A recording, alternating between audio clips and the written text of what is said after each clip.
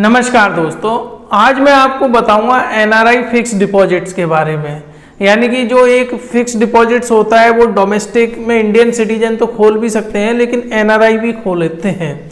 देखिए, सबसे पहले मैं बता दूं कि जो फिक्स डिपॉजिट है एनआरआई वो 3 फॉर्म में खुल सकती है, NRE, NRO and FCNR. NRE accounts में आप फॉरेन करेंसी की रिमिटेंस करते हैं, लेकिन आपका जो फिक्स डिपॉजिट है वो इंडियन रुपीस में खुलता है। एनआरओ में जो भी इंडिया में जो भी इनकम अर्न होती है आपकी रेंट से या किसी पेंशन से, उसको आप डिपॉजिट करके इंडियन रुपीस में वह अकाउंट होता है। FCNR foreign currency non resident Indian account होता है, जिसके अंदर फॉरेन करेंसी में तो आप पैसा डिपॉजिट करते हैं और फॉरेन करेंसी में ही आपकी फिक्स डिपॉजिट बनती है। ये 3 फिक्स डिपॉजिट्स के ऑप्शन उपलब्ध होते हैं किसी भी एनआरआई के पास। अब फिक्स डिपॉजिट्स में बात करने के पहले कुछ बेसिक चीज़ें समझ लेते हैं फिक्स डिपॉजिट्स के बारे में। सबसे पहली बात तो ये कि फिक्स डिपॉजिट सबसे सेफेस्ट ऑप्शन होता है किसी भी व्यक्ति के लिए। अगर कोई व्यक्ति अपना इन्वेस्टमेंट चाहता है कि उसको किसी तरह की कोई रिस्क ना रहे, तो इंडिया में गवर्नमेंट बैंक्स में सबसे ज़्यादा सेफेस्ट प्लेस है। दूसरा, ये आप फिक्स डिपॉजिट इन्वेस्टमेंट आज की डेट में, चूंकि इंडिया में फिक्स डिपॉजिट की रेट पिछले 6 महीनों में काफ़ी बढ़ी है, तो ये इन्वेस्टमेंट का भी एक ऑप्शन है जो कि फिक्स टेन्योर के लिए होता है। इसके अंदर आपका टेन्योर फिक्स होता है, अगर आप उसके पहले अगर आप ब्रेक कराएंगे तो आपका पेनल्टी कटेगी, जिसको प्री मैच्योर पेनल्टी बोलते हैं। अब फिक्स डिपॉजिट कराना क्यों जरूरी है बजाय एक एनआरओ एनआरई अकाउंट में पैसा रखने के?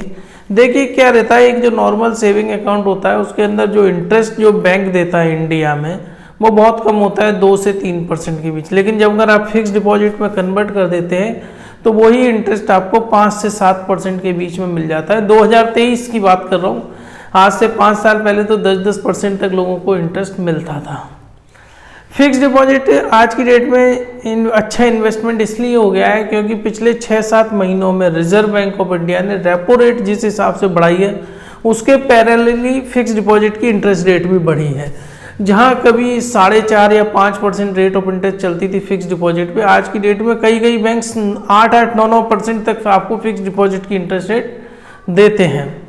अब हम बात करते हैं जो हमने इनिशियली बात करी थी कि एनआरई, एनआरओ और एफसीएनआर अकाउंट्स के बारे में। मैंने पीछे एक कंपैरेटिव टेबल बनाई है। अगर मैं देखिए इसके अंदर एक एक करके पॉइंट डिस्कस करूं तो जैसे डिपॉजिट करेंसी, एनआरई अकाउंट्स में आप फॉरेन करेंसी डिपॉजिट करते हैं, एनआरओ अकाउंट में आप इंडियन रुपीस करते हैं और एफसीएनआर में भी आप फॉरेन करेंसी डिपॉजिट करते हैं। विड्रॉल करेंसी, एनआरई अकाउंट में आप इंडियन रुपीस करते हैं, एनआरओ में भी इंडियन रुपीस करते हैं, लेकिन एफसीएनआर में आप फॉरेन करेंसी में ही विड्रॉल करते हैं। अब टैक्सेबिलिटी की बात करते हैं। एनआरई फिक्स डिपॉजिट के अंदर नॉन टैक्सेबल होता है, मतलब इस पर कोई टैक्स नहीं लगता, लेकिन एनआरओ अकाउंट में जो आपका फिक्स डिपॉजिट पर जो इंटरेस्ट मिलता है उस पर 30% टैक्स लगता है। हाँ, ये है कि आप तब इनकम टैक्स रिटर्न भरेंगे तो वो रिफंड हो जाता है। एफसीएनआर में आपको कोई टैक्स नहीं लगता। एक्सचेंज रेट रिस्क, आप अगर यदि एनआरई है तो उसमें आपकी एक्सचेंज रेट रिस्क रहती है, क्योंकि तब आप विड्रॉल करेंगे तो फॉरेन करेंसी रेट फ्लक्चुएट होती रहती है। एनआरओ अकाउंट में पैसा भी आप आईएनआर में डिपॉजिट करते हैं, निकालते भी आईएनआर में, तो फॉरेन करेंसी रिस्क रेट उसमें नहीं रहती।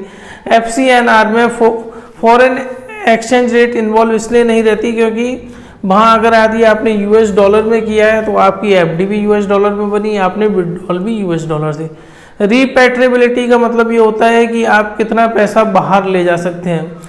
देखिए, एनआरई अकाउंट में तो फुल्ली रिपैट्रिएबल होता है, मतलब जितना पैसा आप चाहें उतना ले जा सकते हैं। अब मैं बात करूं अगर एनआरओ अकाउंट की, तो एनआरओ अकाउंट के अंदर कुछ हद तक रिपैट्रिएबल होता है। $1 मिलियन पर ईयर तक आप उसको विदेश में ले जा सकते हैं, उसके ज़्यादा आप नहीं ले जा सकते। एफसीएनआर में कोई लिमिट नहीं होती, फुल्ली और फ्रीली रिपैट्रिएबल होता है जो भी अमाउंट आपने उसके अंदर रखा हुआ है। अब फिर जो इसमें सबसे ज़्यादा इम्पोर्टेंट एफसीएनआर एफडीज का रहता है, क्योंकि एफसीएनआर एफडीज में तो जो बेसिक चीज़ें हैं कि डिपॉजिट और विड्रॉल फॉरेन करेंसी में होता है, फॉरेक्स रिस्क इसमें नहीं होती।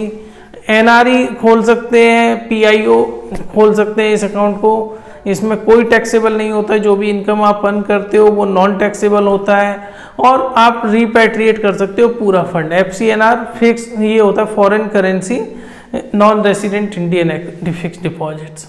मैं आगे बढ़ने के पहले आपको बता दूं कि हमारी कंपनी है कनेक्टिंग डॉट्स, जो कि लोगों को लोन प्रोवाइड करती है। आप नॉन रेसिडेंट इंडियन से अगर आपको पर्सनल लोन, होम लोन या लैप लोन अगेंस्ट प्रॉपर्टी किसी भी लोन की रिक्वायरमेंट होती है तो हम आपको वो लोन की रिक्वायरमेंट फुलफिल करते हैं।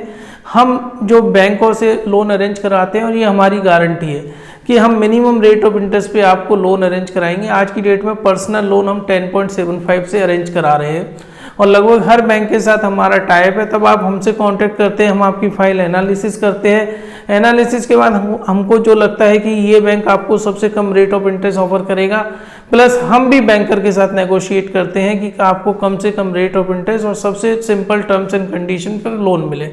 आप अप्लाई करने के लिए हमारे व्हाट्सएप नंबर पर संपर्क कर सकते हैं। अब और दूसरी बात करें, जो NRIs के लिए जो फिक्स डिपॉजिट है, जनरली हर बैंक का अलग अलग है, लेकिन आप मोटा मोटा ये समझिए कि 25,000 तक मिनिमम अमाउंट होता है और मैक्सिमम अमाउंट पर कोई लिमिट नहीं होती। अब जो टेन्योर है, मैक्सिमम टेन्योर 10 साल का होता है NRO FDs पर, लेकिन अगर यदि आपने FCNR वाली FD कराई है तो उस पर वो 5 साल का मैक्सिमम टेन्योर मिलता है और मिनिमम 7 दिन का आपको रहता है।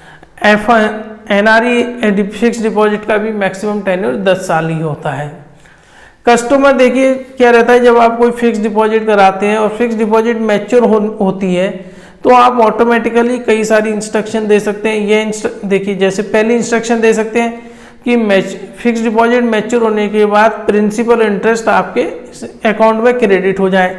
दूसरा कि मैच्योर होने के बाद प्रिंसिपल और इंटरेस्ट दोनों ही रिन्यू हो जाए। और तीसरा कि बोले कि तब आपकी फिक्स डिपॉजिट मैच्योर हो तो इंटरेस्ट पार्ट तो आपके अकाउंट में आ जाए और बाकी प्रिंसिपल अमाउंट रिन्यू हो जाए। या फिर यह भी चूज कर सकते हैं कि मंथली इंटरेस्ट आपको मिलता रहे, क्वार्टरली इंटरेस्ट मिलता रहे या ईयरली इंटरेस्ट आपको मिलता रहे। आपके अकॉर्डिंगली आप इन सारे ऑप्शंस को चूज कर सकते हैं।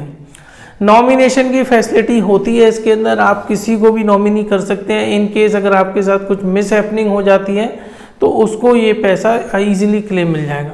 और मैं आपको ये एडवाइस करूंगा कि आप नॉमिनी अपने अकाउंट में ज़रूर रखें, क्योंकि जिन लोगों के अकाउंट में नॉमिनी नहीं रहता उनके लीगल हेयर्स को काफ़ी दिक्कतों का सामना करना पड़ता है क्लेम करने के लिए।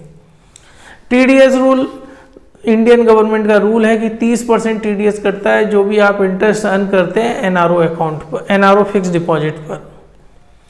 ये TDS आप रिफंड ले सकते हैं। आप अपना नॉर्मल एक इंडियन की तरह इनकम टैक्स रिटर्न भरें। इनकम टैक्स रिटर्न भरने के बाद इनकम टैक्स डिपार्टमेंट्स आपके सारे डॉक्यूमेंट स्क्रूटनाइज करके, अगर आप एलिजिबल नहीं हैं, आपका ज़रूरत से ज़्यादा जो इतना टैक्स बनता है उससे ज़्यादा कटा है, तो वो आपको रिफंड हो जाता है। अब बात करते हैं पेनल्टी की। कई बार क्या रहता है, आपको टाइम के पहले फिक्स डिपॉजिट तोड़ना पड़ता है।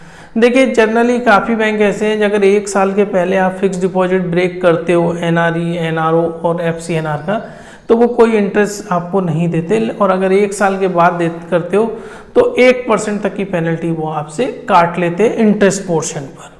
मतलब जो इंटरेस्ट आपको मिल रहा है उस पर 1% पेनल्टी, प्रिंसिपल अमाउंट को वो टच नहीं करते।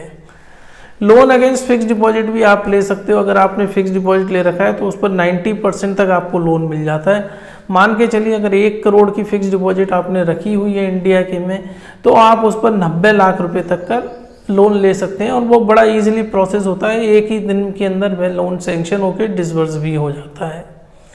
डॉक्यूमेंट्स आपके नॉर्मल डॉक्यूमेंट्स रिक्वायर्ड होते हैं, passport, work permit, visa, abroad address proof और इनकम प्रूफ। जहाँ से भी जो इनकम आपने चाहते हो कि फिक्स डिपॉजिट में डाला जाए, तो बैंक चाहे तो आपसे पूछ सकता है कि ये इनकम आपकी का सोर्स क्या है, क्योंकि कई बार क्या रहता है टेररिस्ट फंडिंग या किसी भी तरह का उसका दुरुपयोग ना हो पाए, इसलिए इनकम प्रूफ के बारे में भी बैंक आपसे पूछ सकता है।